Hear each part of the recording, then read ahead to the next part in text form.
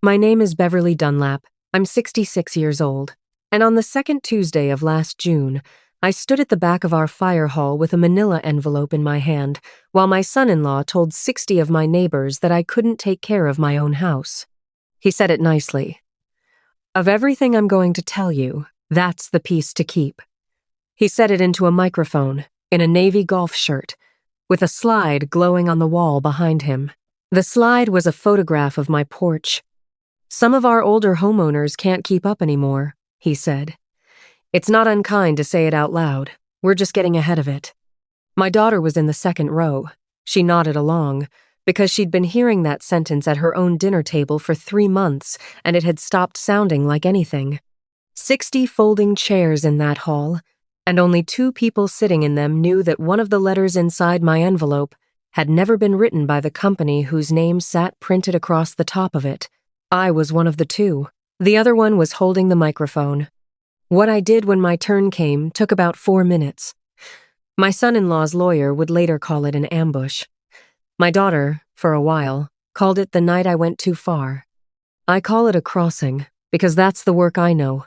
And for you to understand which one of us is right, you'll have to come back to April with me, back to the house on Chestnut Court, back when I still believed a mowed lawn was a thing nobody could hold against you. Welcome back to Porch Stories, where the woman who spent 29 years stopping traffic finally puts her hand up for her own front door.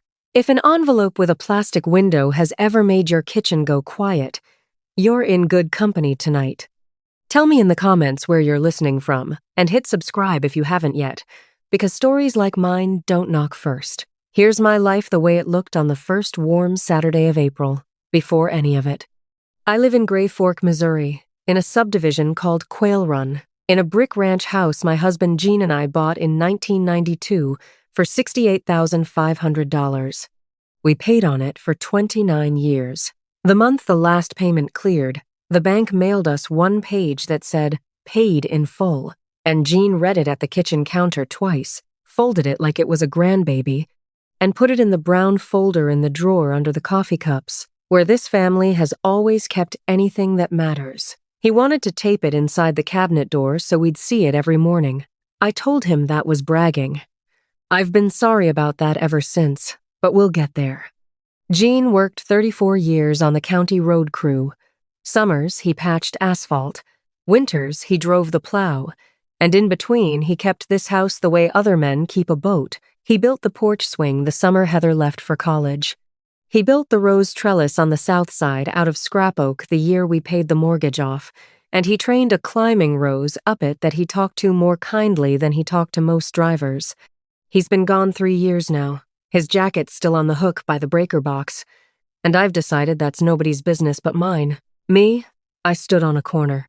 For 29 years, I was the school crossing guard at 3rd and Delmore, the corner with the crooked stop sign. 7:40 to 8:15 every school morning, and 2:50 to 3:30 every afternoon. Half this town crossed at my hand before they could spell. They called me Miss Bev. I retired 2 summers ago, and I still fill in when the young man who took my corner gets sick, because a corner you've kept that long doesn't quite let go of you. You learn things on a corner that they don't put in the training pamphlet. You learn that the drivers who wave the biggest are not the ones who stop. The pamphlet said it plainer than I ever could. Watch the wheels, not the smile. A smile can say anything it wants. The front wheels tell you what a man's actually going to do. I taught that sentence to every substitute they ever sent me, and then one spring I forgot to use it in my own kitchen. That's the story you're getting tonight. Who else do I love? My granddaughter Katie, who's 7, who spends most Sundays here and deadheads the roses with me. She calls the spent blooms the tired ones, and lays them in a row on the porch rail like she's putting them down for a nap. My neighbor boy, Malik Tatum, 15, who mows my grass every 10 days on the dot, won't take $1 over the agreed price, and will take any amount of peach pie. Annette Yancey across the street, 71, my friend for 30 years, who keeps a pair of binoculars on her windowsill that she swears are for birds. They are not for birds. and an enormous orange cat named Woodrow, who showed up the month after Jean's funeral and has supervised this property from the porch rail ever since, like somebody sent him. And Heather, my only child. She's 34. She does the billing for a dental office. She calls me twice a week, and she got tired somewhere in her early 30s in a way I kept meaning to ask about. She married Derek Coble 6 years ago. Derek sells exterior remodeling out of the showroom on Route 9 windows, siding, gutters, and I'll tell you the truth. For 5 of those 6 years, I mostly liked him. He shows up with his own drill. He carried Jean's casket and cried real tears at the graveside. He calls me Miss Bev, like the school kids did.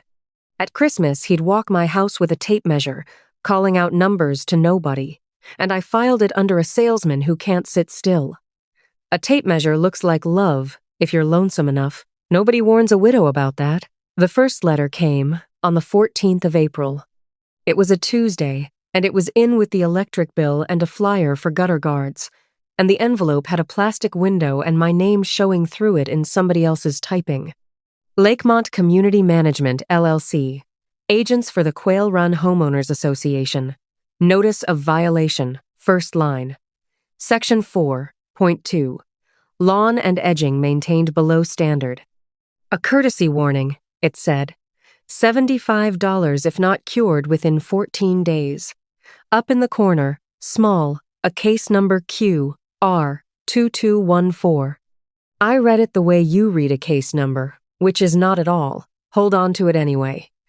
Of everything that came to my mailbox that spring, those 6 characters are the one thing nobody ever changed. There was a photograph printed at the bottom, my own front yard, taken from down low somewhere near the curb. The grass, looking taller than any grass Malik has ever permitted on this earth. I want you to know what a letter like that does to a woman my age who has never owed anybody a nickel past the 10th of the month. I read it standing at the mailbox. Then I read it again at the kitchen counter with my glasses on, like the words might behave better indoors. My face went hot in a way I hadn't felt since grade school. Shame doesn't ask whether it's earned. It just moves in and starts rearranging. The lawn had been mowed 9 days before. I had the date because Malik texts me the day after. Every time, a thumbs up and the word done, and that boy has never once lied to a lawn in his life. I walked the yard with the letter in my hand, anyway. I measured the grass with Jean's tape. If you want the whole picture of me that afternoon, 4 inches, the standard says 6. The edging along the walk was clean. I stood out there a long while, and Woodrow watched me from the rail, and I couldn't find the crime anywhere except in the photograph. That Sunday, I had the family for pot roast, and I did what you do when you've been raised right, and it has mostly cost you. I laughed at myself with it.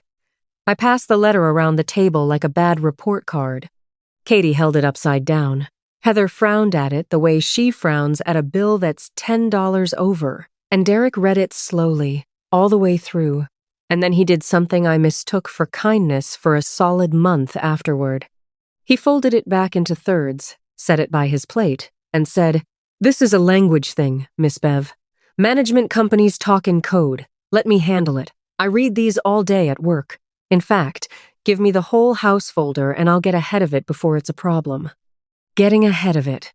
Hold on to that sentence.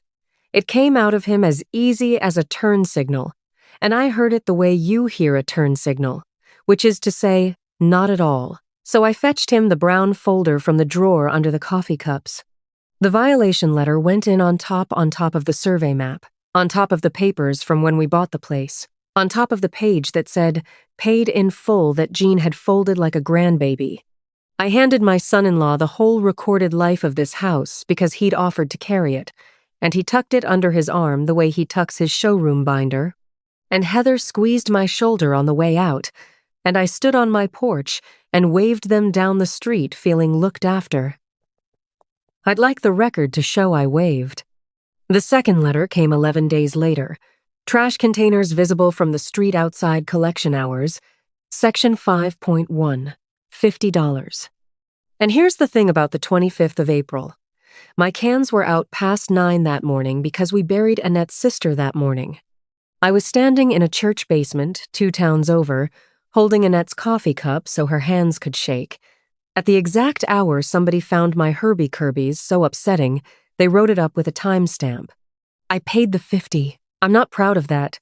Fear of being a nuisance is the tax they don't tell widows about, and I'd been paying it so long I'd stopped itemizing. The third letter was the peeling paint on the north fascia. The fourth was the flag bracket, loose on its screws, cited as an unsecured exterior fixture. The fifth one, I didn't understand until I was standing in my own side yard. Stored materials against the dwelling, section 5.4, with a photograph of Jean's firewood rack, stacked neat as library books against the house, behind a 6-foot privacy fence. You cannot see that firewood from the street. You can't see it from Annette's upstairs window. And believe me, that vantage has been thoroughly explored. To photograph my firewood, a person has to be standing inside my fence, on my grass, between my house and my roses. I stood by that woodpile with letter number 5 and felt the first cold finger of it, not the fines, the knowing. Whoever was doing this knew my trash schedule, my funeral schedule, and the latch on my own side gate. I said that sentence out loud to Annette on her porch that evening, and Annette, who does not spook, set down her iced tea and was quiet a beat too long before she said, "Then it's somebody who's been in your yard, Bev." Neither one of us said anything after that. The birds got real interesting. Let me stop here for half a minute, because I know some of you are ahead of me. Some of you have already done the math a daughter can't do first. If somebody has ever used the rulebook on you as a weapon, a lease, a bylaw, a handbook, whatever paper they could sharpen, I want to hear it in the comments. Truly, I read every one. And stay with me, because the letter that broke something loose in me was still coming, and so was the 7:41 in the morning that explains this entire story. If you're new on this porch, subscribe so you don't lose your seat. Letter 9 was the trellis. It came the 3rd week of May. Unapproved vertical structure attached to the dwelling, architectural review required. Remove or permit, within 30 days, $150. The photograph was Jean's rose trellis with Jean's climbing rose on it, shot from inside my fence line again, close enough that you could see 2 of Katie's tired ones drying on the crossbar. 34 years on the roads in every weather, and the one thing that man built purely because it was beautiful now needed a permit to exist. I didn't cry at the mailbox, if that's what you're bracing for. I gave it one evening on the back steps with Woodrow and a mug of coffee going cold, which was the whole budget I allowed, and I spent most of that evening not on the rose, but on a number, 9 letters.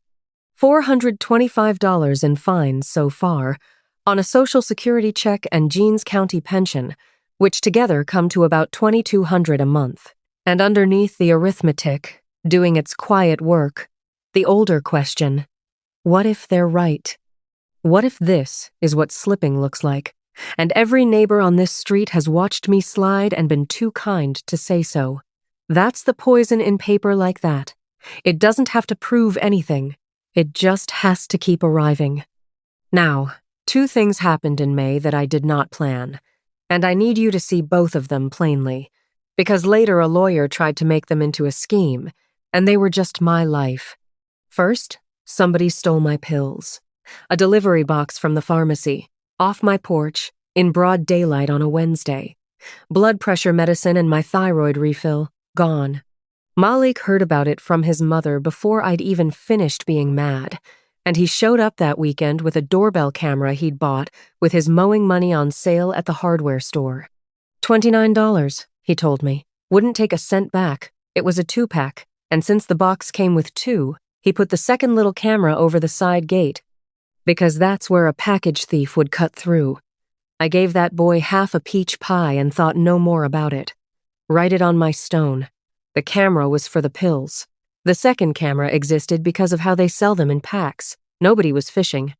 Second, Sunday dinner stopped being dinner. It was the last Sunday of May, my table, my pot roast, and Derek waited until Katie was excused to the porch before he squared the placemat in front of him like a man opening a showroom pitch and said, "Miss Bev, those letters worry me. The fines stack, then they lean, then it's ugly. Heather and I have been talking, and I think it's time we get the house out of your name. Put it in the family's name, there's a trust I've been reading about. You'd live here just the same, nothing changes, but the paperwork can't hurt you anymore. Somebody in this family has to think like a bank, and it might as well be me." He slid a brochure across my table, glossy, navy blue, a silver-haired couple laughing at a laptop. Heather was looking at her plate with her billing office face, the one that means the numbers were decided upstream of her. And then Derek said the other thing, the thing I'd have caught in April if I'd been watching his wheels instead of his smile. He said, "It's the smart play for the asset. The asset. Not the house. Not your place. Not Chestnut Court. Not the word home, which even the management company manages to use. My kitchen has fed this man 6 years of Sundays, and somewhere under his golf shirt, it had become a line item he was tired of watching sit in the wrong column. I said no the way I said it at the corner, once, level, both feet under me. No thank you, Derek. The house stays in my name while I'm alive to spell it. I didn't explain, because at the corner you learn that the explanation is the crack the bumper noses into. He smiled and put the brochure away and said, "Absolutely, no pressure. Forget he mentioned it. He was just getting ahead of it." Heather kissed my cheek at the door, and her cheek was cold, and I stood on my porch listening to their crossover back out of my driveway, and it was the first Sunday in 6 years I was glad to hear it go. The letters had a good June. Number 10 was the mailbox post, leaning beyond tolerance, and I will let you sit with the picture of me out there with jeans level against the post, like a woman taking a sobriety test in her own front yard. It read plum. I paid the fine, and then Derek joined the board. You have to know how boards work in a subdivision like ours to know how easy it was. Nobody wants the job. The Quail Run board is 5 chairs at a card table, and when the Hendersons' seat came open in June, that's a manner of speaking, "I'm not giving you their real troubles," the association sent one of those emails begging for a volunteer, and Derek Coble raised his hand, and 60 households exhaled in gratitude that somebody young was willing. Heather told me on the phone like good news. "He cares about this neighborhood, Mom. He's already got ideas. He's putting a whole initiative together for the annual meeting. Community standards, getting ahead of the problem properties." I remember exactly where I was standing when she said, "problem properties." I was standing at the drawer under the coffee cups, where the brown folder had lived since 1992, and where it was not, because I'd handed it across a pot roast to a man with a tape measure, and he'd returned it 3 weeks later short 1 page, and I hadn't checked, because you don't audit family. His word, later, for what I should have done. Audit. We'll come to it. Here's where I stopped being a woman getting letters and started being what I actually am, which is a professional watcher of intersections. It was Annette, bless her felon's heart, who told me the thing that cracked it. She'd had her own letter years back, over a shed, and she said through her screen door, "Bev, you know you can read your file, don't you? The management company keeps a file on every house. Complaints, photos, all of it. You're allowed to see your own." I did not know that. 51 years a homeowner, and I did not know that. So I'm going to say it to you straight, because this is the sentence I needed and didn't have in April. Any homeowner can read her own file. That's not a favor they're doing you. That's the rule. Lakemont Community Management works out of a strip office in Maryville next to a nail salon. I went on a Tuesday morning with my reading glasses and a legal pad, like a woman going to the library, and a manager named Carmen Ybarra brought me a folder and a cup of coffee I didn't ask for and treated me, I'll say this for the record, like a customer and not a nuisance. Carmen's, maybe 45, wears her keys on a coiled bracelet, says, per the governing documents, the way other people breathe. Her company manages 31 associations. Mine is a Tuesday-sized problem to her, and there's a comfort in that I can't fully explain. The file on my house was 11 complaints thick. 11. From the 14th of April to the 10th of June. Everyone submitted through the resident portal. Everyone anonymous to me, the association shields who complains. And Carmen wouldn't and legally couldn't tell me a name. And I want to be fair to her. She never did. But she photocopied what I was entitled to, which was everything else. The dates. The times. The photographs. I spread 11 pages across my kitchen table that night the way I used to spread the crossing schedule at the start of a school year.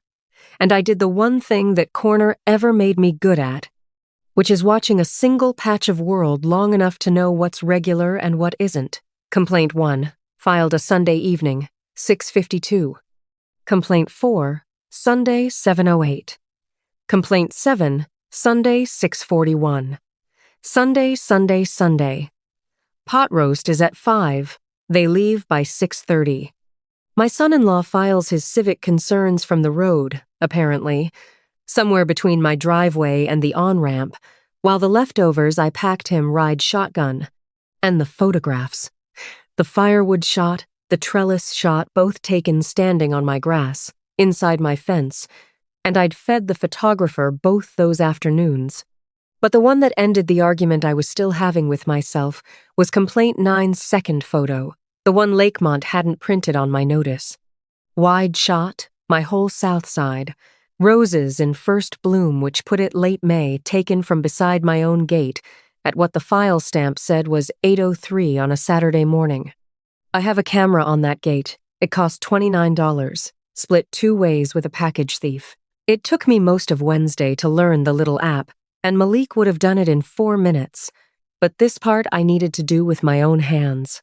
The camera keeps 3 weeks of clips in its free plan, riding on my kitchen Wi-Fi, and the Saturday in question was 16 days back, 2 days inside the cliff. If you want to know how close this story came to not existing, 7:41 a.m., May the 30th, the side gate opens. A man comes through it in a gray quarter zip with his phone already raised, and he steadies himself against my fence post with the easy hand of somebody who has opened that latch before. And he photographs Jean's trellis and my firewood and my south wall, 4 exposures, unhurried, a man doing a walkthrough of a property he considers his. Then Derek Coble looks toward the porch to check for me, and the camera that exists because of a stolen thyroid refill takes his portrait at 7:41 and 40 seconds, clean enough to count the buttons on his collar. 22 minutes later, per Lakemont's own stamp, the photos landed in the portal, 8:03. He didn't even wait to get home. My daughter told me later you'll hear where that he'd told her he was at the store that morning. He was at the store. His mother-in-law's house is the store. I sat there a long while, laptop lid at half-mast, 11 pages fanned out where the pot roast usually goes, and I didn't feel what you'd guess. There was no thunderclap. There was the specific stillness I knew from 29 years of watching a car come down Delmore too fast with a smiling driver, the moment the front wheels tell you the truth and every soft thing in you steps back off the pavement and lets the trained thing take the corner. Watch the wheels, not the smile. I'd taught it to substitutes for 3 decades. It had taken me 11 letters and 1 orange cat's worth of company to obey it in my own kitchen. I'd love to tell you the training carried me straight through that night, too. It didn't. Around 2 in the morning, I found myself standing in the kitchen with no errand, the way you do in a house that's holding something new, and I opened the cabinet and took down 2 coffee cups before I remembered and put one back. That's the whole scene. That's what it looks like when it lands, at my age, in my kitchen. Not weeping, not phoning anybody, just a woman in a housecoat holding 1 cup too many, doing the subtraction. 6 years of Sundays went through me standing there, the drill, the casket he carried, the tape measure I'd filed under love, and every one of them came back out the other side wearing a different coat. Woodrow sat on the rail outside the window over the sink and watched me do it, and didn't offer a thing, which is the right way to sit with somebody. Toward 3, I wiped the counter that was already clean and said out loud, to Jean or to the cabinet, or to whoever supervises kitchens at that hour, all right. And I went to bed, because the corner teaches you that too. You can be as broken as you need to be, so long as you're standing on the paint by 7:40. I tried once to hand it to my daughter. That Tuesday needs telling, because when this story gets retold in my family, it's the part that gets left out. I asked Heather to coffee, just us, at the diner by her office, and I got as far as, "Honey," about the letters, before she set down her cup and answered from inside his sentence. "Mom, if this is about the association again, Derek says the neighborhood's just getting ahead of things before values slip. He's on the board now." He'd know if something was off. Her mouth said it in her voice, with her little frown, and it came out of her the way a recording comes out of a speaker. And I looked at my only child and understood that whatever I put in front of her right then would get relayed to him by supper, translated into his language, with my name attached and my proof shown early.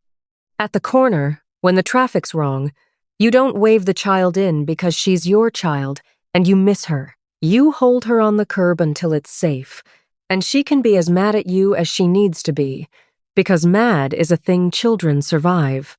I put my folder back in my purse and asked about Katie's swim lessons, and my girl never knew she'd been standing at a crossing at all. If you've ever sat across from somebody you love and heard somebody else's sentences coming out of them, comment the word curb. I mean it. There are more of us than you'd think, and every one of us thought we were the only one. And subscribe, because what came certified mail that Friday is the reason this story has a police report in it. The envelope was thicker than the others, and it came certified, which meant I signed for my own mugging at my own door, with the mail carrier waiting polite as church, Lakemont letterhead. Final notice pre-Leon, it said, in letters that had learned to shout. Accumulated unresolved violations. Administrative penalties. A total, $3,850, payable within 30 days, or a lien would be recorded against the property at 214 Chestnut Court, with foreclosure remedies reserved under the governing documents. There was a payment coupon at the bottom, dotted line and all, made out to the association, care of a post office box. I'm going to tell you what I did that afternoon, and I'd appreciate it if you'd remember I'm the same woman who found the 741 clip, because fear doesn't check your resume. I got out the checkbook. I sat at the kitchen table, and I wrote it $3,850 and no cents, my hand steady. Because my hand is always steady. That's the curse of it, and the arithmetic bled quietly along underneath. That's a roof payment. That's 2 winters of propane. That's Christmas for 4 years. I got as far as the envelope, and what stopped me wasn't courage, so I can't sell you any here. What stopped me was training. 29 years of one rule underneath every other rule. When something's coming at you fast and it wants you to hurry, you don't check its paint job, you check its wheels. A letter that arrives shouting, demanding money inside a deadline, is a vehicle moving too fast at a crosswalk full of your savings. So I did the thing I'd tell any of you to do. The thing I'd have told a stranger at my corner. I didn't call the number printed on the letter. I looked Lakemont up myself. In the actual phone book they still mail us, and the numbers didn't match, and I drove to Maryville instead of dialing either one. Carmen Ybarra read that letter standing up. She read it twice. She turned it over. She held it at arm's length like it had a smell, and then she said 4 sentences I could recite in my sleep now. "Ma'am, we didn't send this. There's no pre-lien in your file. Your account's not even in penalty status. You've paid everything. This reference number belongs to an April case that's closed. And we haven't used this letterhead since May. That's the old logo. The reference number, QR2214. The same number, digit for digit, as the letter that came in April, the lawn letter, the courtesy warning, the one I passed around a pot roast and handed to a helpful man inside a brown folder. Whoever built the counterfeit hadn't invented a case number, because inventing one that fit Lakemont's format was work. They'd copied the one they had. They'd scanned a dead letter's bones and dressed a live thread in them, and the post office box on the payment coupon, Carmen confirmed with her keys already jingling toward her computer, belonged to no account of theirs. I'll tell you what Carmen Ibarra cared about. because it's why she and I got on so well from that minute forward. It wasn't me. 31 associations, 11,000 doors, every one of them trained to trust that letterhead the way I'd trusted it. A forgery loose in her territory was a knife in her company's pocket, and she wanted it found with a heat that had nothing to do with my roses and everything to do with her own name on her own door. Helpers like that hold, is what I've learned. The ones who are in it for their own honest reasons don't wobble when your family starts calling around. She photocopied the counterfeit, front and back, envelope too, called her corporate office while I sat there, and then she said, "Mrs. Dunlap, this goes to the police, and it goes today, and if you don't report it, we will." We did it together. That felt right. The Gray Fork Police Department keeps a detective the way my subdivision keeps a bored one, mostly, and everybody's glad it's not them. Detective Kern is 50-some, writes with a pencil worn to a thumb's length, and listens with his whole face still. I gave him the counterfeit, the real file, the 11 pages, the fine receipts, and the 741 photograph, and I walked him down my corner the way I'd walk a rookie down the schedule. Dates left, times right, Sundays circled. He turned his pencil around twice while he looked at it all, and then he asked the only question that mattered. "Who's had physical custody of your April letter, ma'am?"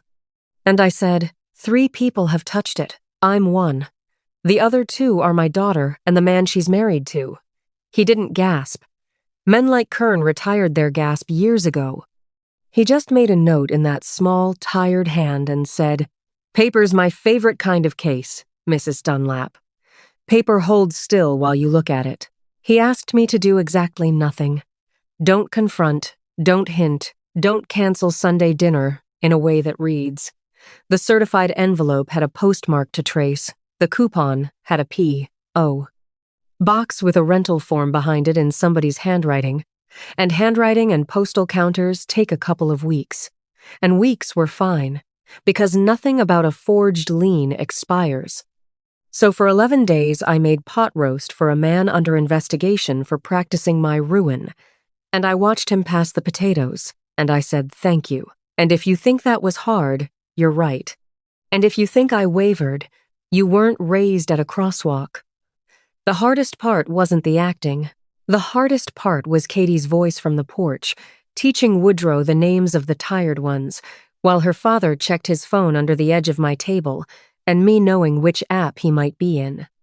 In the middle of those 11 days, the young man who took my corner got a summer cold, and the school called me the way they do, and I put on the vest and took 3rd and Delmore for 2 mornings.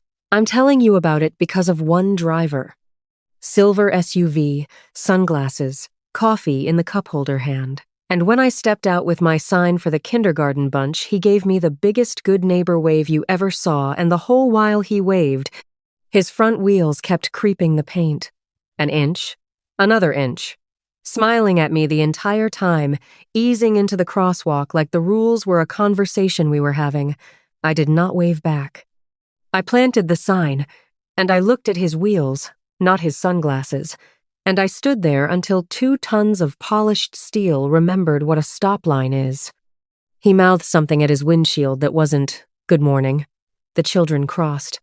And walking back to my curb, I thought, "There he goes, honey. That's the whole species." They don't run you over in this town anymore. They idle forward, smiling, half an inch at a time, until you give them the pavement, and everything I owned was painted on that crosswalk now, and the vest, for once, was mine to wear or drop. I kept it on, 2 more mornings, and then I folded it on the seat of the Mercury and told Annette I was ready for Tuesday. Now, the annual meeting.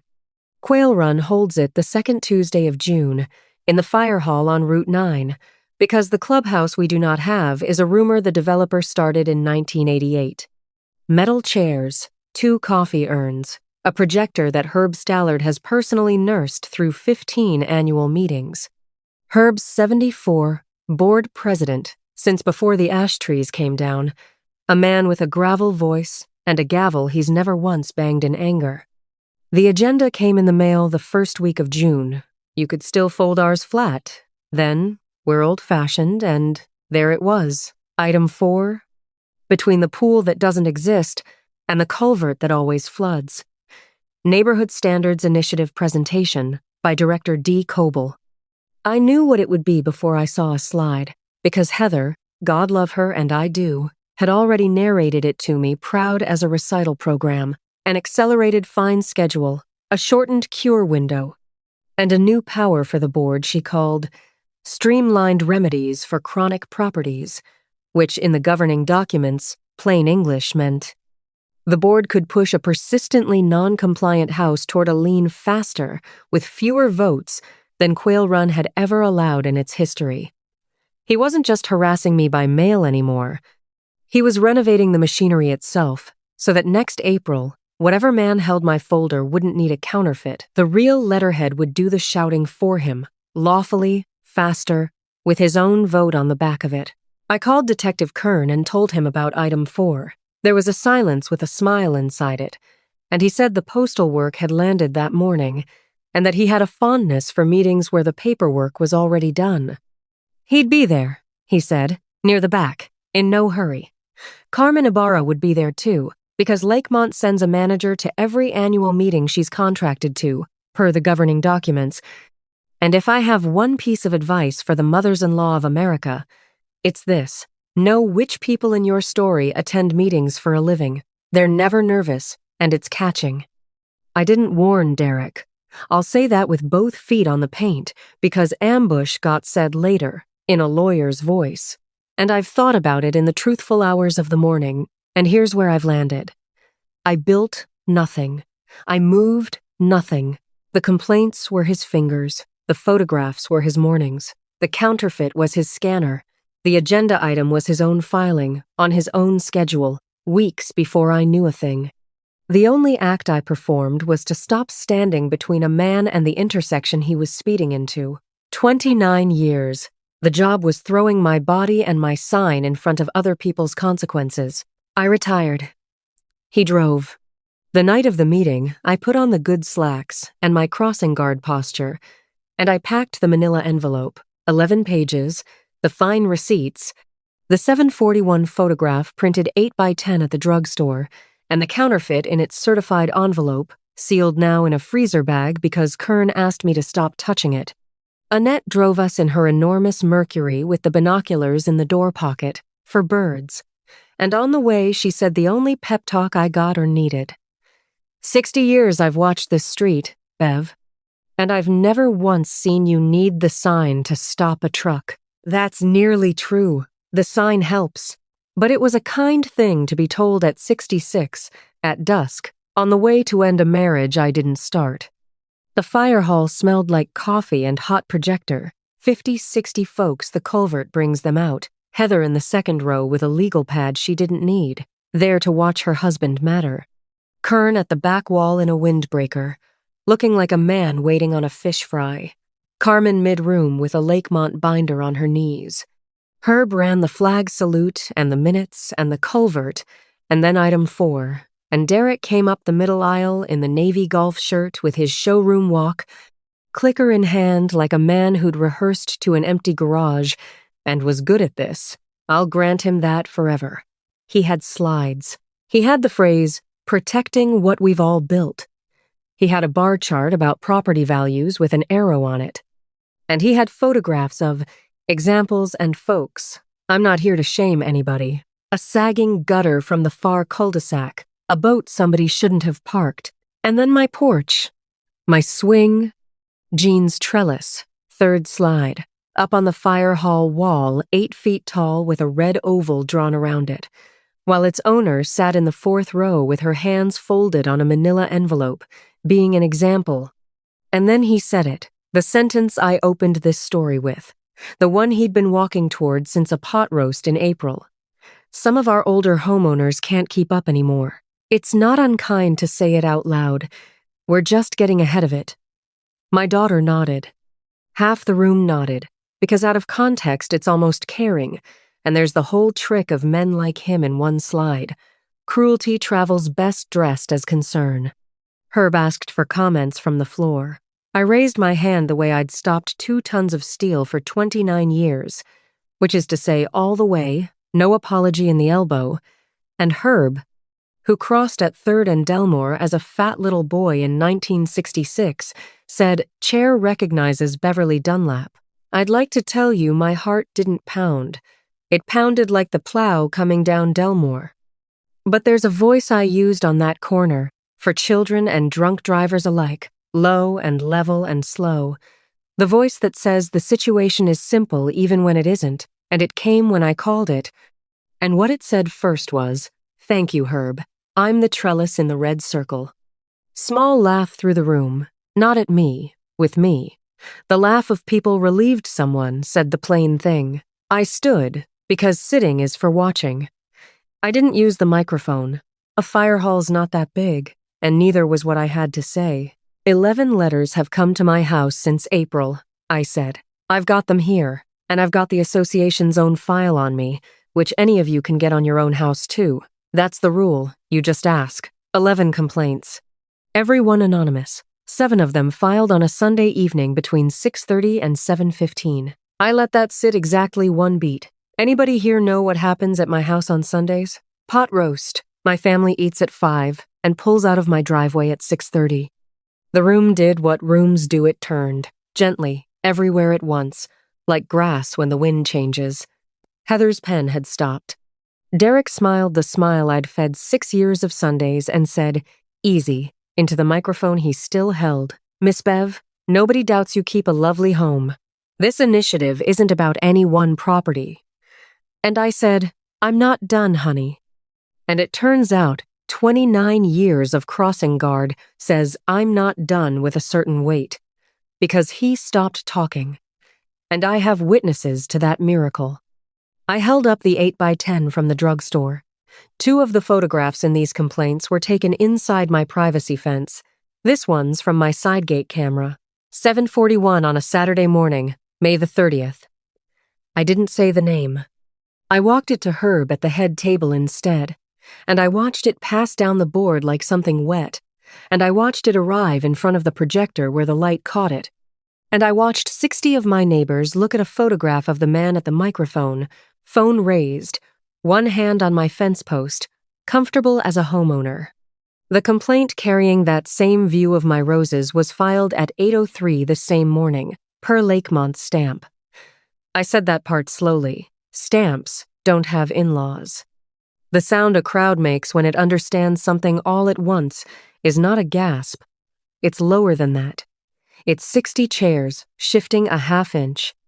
And then there's this. I held up the freezer bag with the certified envelope showing through it. Last month, I got a final notice, pre-lien. $3,850 in 30 days, or the association forecloses its remedies on my home of 34 years. It's got the association's letterhead, it's got a case number, and I nearly paid it, folks. I had the check written, so before anything else, hear this part. When paper scares you, don't call the number on the paper.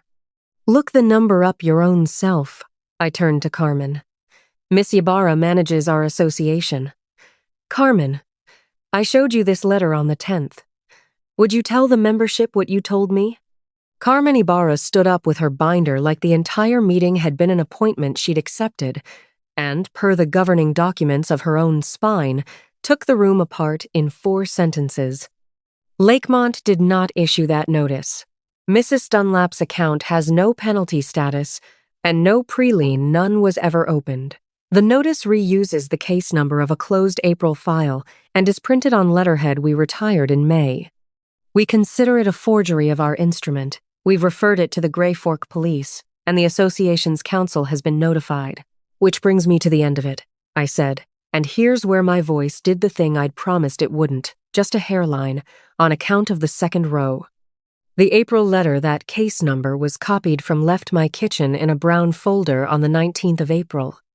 3 people ever touched it. I'm one.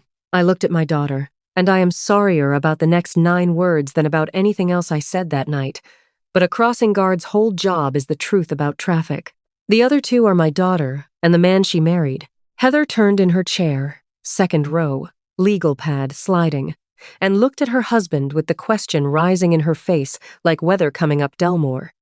And she said, "This is public record now." 40 people heard it. "You told me you were at the store." 4 seconds. I've stood inside a lot of silences, and that was the longest 4 seconds I've ever heard a marriage take. And Derek Coble, at the microphone of the meeting he had called, with his slide still on the wall, did the 3 things his kind of man does, in order, like brake lights. He laughed one syllable, showroom, dead on arrival. Then he went managerial. "Okay, folks, this is a family matter, and I'm not going to litigate a misunderstanding in a public," and the room made the low sound again, "because you can't call a certified forgery a family matter into a microphone. That's just not a sale that closes." And then he reached for the last gear, the one I'd been waiting on, the voice he used on my porch in April wearing its Sunday clothes. "I have served this board in good faith.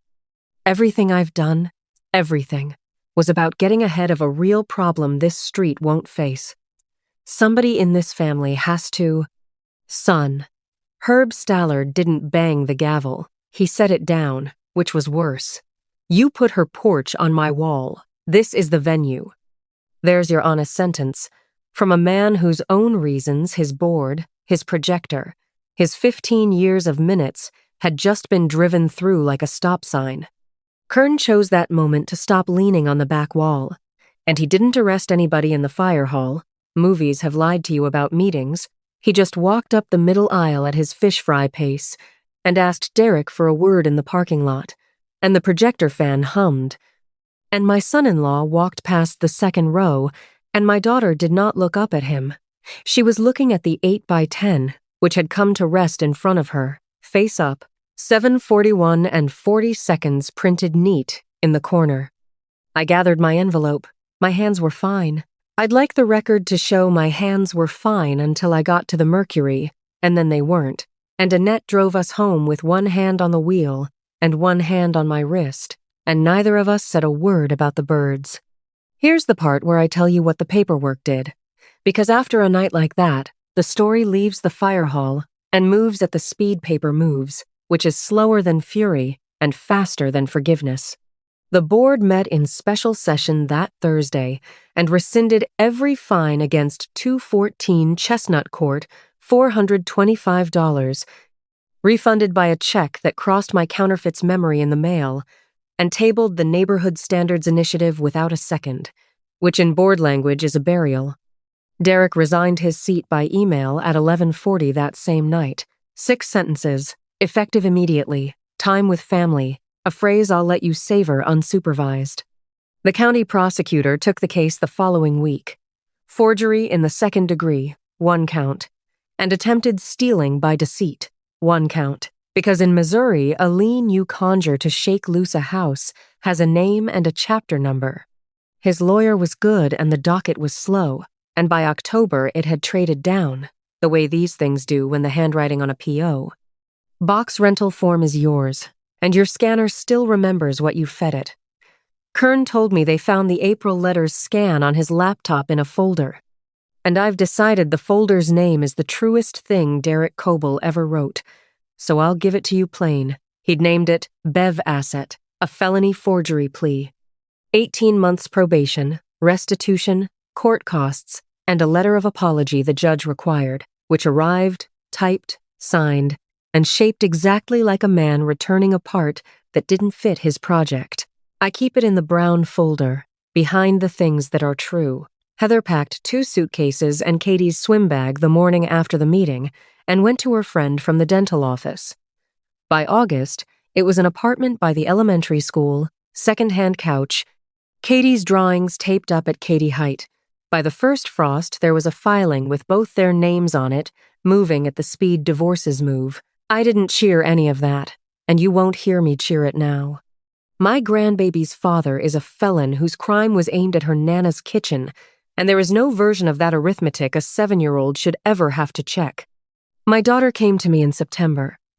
Not Sunday, a Tuesday, no Katie, no casserole armor, just Heather on my porch steps at the hour the light goes long, sitting where she sat when she was 9. She'd brought the transcript of the plea hearing, because my child processes the world through paperwork the way her father processed it through weather stripping. And she'd underlined one exchange, the part where the prosecutor read out the timeline that began with a pot roast, and she said the sentence I expect I'll be turning over on this porch for the rest of my for a long time. She said, "He practiced on me first, Mom. 3 years of your mother's slipping, a sentence a week." By the time the letters started, I thought I'd noticed it myself. Then she looked at her hands and added the part that cost her the most, and I'm including it because she asked me to, if I ever told this anywhere. "You held me on the curb. I get it. But Mom, I was standing there telling you the traffic was fine. That's the part I can't put down. We're not fixed, my daughter and me. I won't sell you that." There's a Tuesday phone call now, and pot roast came back in October with one chair different, and we are gentle with each other in the particular way of two people carrying one long pane of glass across a yard. Slow, eyes up, nobody letting go. It's better than what the letters wanted for us. It is not what we were. Katie, who was told the truth in a size she could lift, Daddy wrote things that weren't true about Nana's house, and grown-ups' answer for that announced after considering it that Woodrow never liked him, which is retroactive and slanderous, and, per Annette's windowsill intelligence, correct. And one Friday in late September, an evidence clerk called from the county building and had me sign a receipt on a clipboard and handed me a plastic sleeve, and inside it, creased from a scanner and a stranger's file box, was a page that said, "Paid in full, October 9th, 2021, folded in thirds the way a road crew man folds a grandbaby. This time I didn't file it in the drawer. I taped it inside the cabinet door, upper left, eye level, where a man I was married to for 41 years always wanted it, so it's the first thing I see every morning when I reach for the coffee cups. And if that's bragging, Jean, then let the record show your wife finally learned to brag. The trellis stayed, roses and all. Turns out it never needed a permit. Carmen looked it up herself. Structures predating the standard are exempt, which means Jean's scrap oak trellis was grandfathered, a word I have decided to enjoy for the rest of my time in this house. I used to think a paid-off house was the safest thing a woman could stand in, that you buy your safety once, in 29 years of payments, and after that it just holds. Now I know a house is only as safe as its crossing, and a crossing is only safe because somebody stands in the road, plants her feet, and puts one hand up where everybody can see it. Nobody gets to retire from that corner. That's my story. 11 letters, one photograph stamped 741, and a case number that belonged to a file already closed. That's how close a smiling man came to owning my kitchen, and how a $29 camera and one Tuesday of asking for my own file turned it around. So do one thing for me tonight, and I mean this practically, not as a figure of speech. If paper about your house ever scares you, a violation, a fee, a final notice, don't call the number printed on the thing that scared you. Look the company up your own self, call the number you found, and ask them to read you your file. You're allowed. You've always been allowed. Share this one with a woman who lives alone and reads her mail twice. She'll know why you sent it, and tell me in the comments. Has somebody ever used the rule book on you as a weapon? And who stood in the road with you when they did? I read every single one, and I'll be on this swing with the porch light on. Subscribe if you want the seat next to me. That's all of it. Thank you for sitting with me on the porch tonight. I'll see you in the next one.